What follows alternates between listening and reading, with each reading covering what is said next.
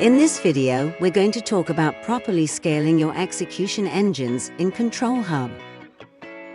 When we use the word scaling, we are referring to the size of the system running your engines. For self-managed deployments, each engine requires enough resources from the host machine to run each job through all of the stages of your pipeline at the batch size you define.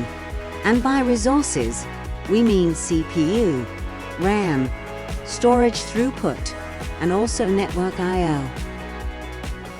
Complex pipelines that process large amounts of data are going to need significantly more resources from your host machines than simple pipelines that only process a little bit of data.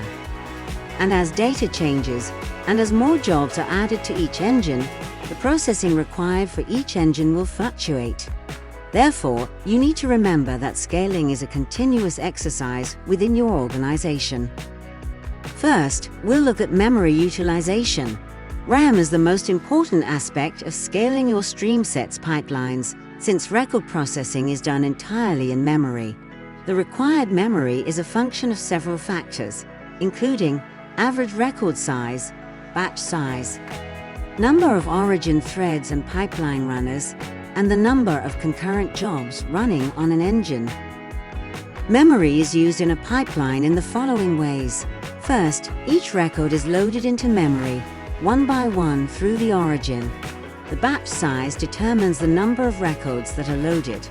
Once the batch size is reached, then the origin sends the batch through to the next stage. This stage duplicates the batch stored in memory, effectively doubling it. Each successive stage also loads the original batch into memory, adding to the total memory used. Once the pipeline writes to the destination, the offset is applied, and the memory is cleared to make room for the next batch. Let's look at an example. Suppose you have a data set where the average row is 1 megabyte. Your batch size is 1,000 records. So, you are loading 1 gigabyte of data into memory through your origin. Your pipeline has 3 processor stages and a destination. Each stage holds the full batch in memory. So in this example with 5 stages, your pipeline requires 5 gigabytes of memory to operate. Now suppose you are running this same pipeline using 10 different runtime parameters, requiring 10 separate jobs. You'll need 50 gigabytes of available RAM on your engine's host machine in order to run all 10 jobs. If you decide to balance these jobs between 2 separate engines on 2 separate host machines, each one would need to have a minimum of 25 gigabytes of RAM in order to process 5 jobs each. Now let's look at CPU scaling. You can set pipelines to run in either single or multi-threaded execution. This is done at the origin. Some origins do not support multi-threaded processing. The ones that do will allow you to define a maximum number of concurrent requests, which means the maximum number of CPU threads that can be used by this pipeline. To determine the scale of your CPU requirements, be aware that on each engine, you can run a maximum of 97 threads on minimally processed data collector pipelines.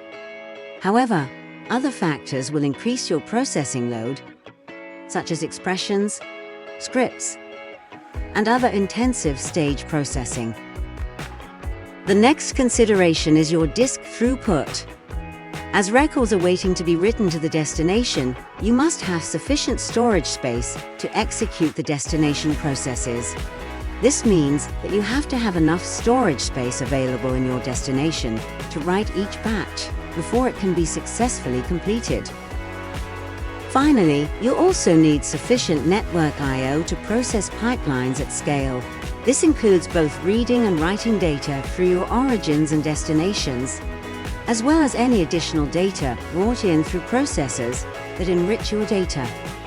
For example, if you were streaming an input through an API, enriching the records through a lookup processor, and writing to 2 different cloud-based destinations based on a stream selector, your network will need sufficient bandwidth for all 4 simultaneous processes. Now you know the basics behind scaling your pipelines in Control Hub. In our next video, we'll look at several good practices to help in your continuous efforts to run your pipelines at scale. Thanks for watching.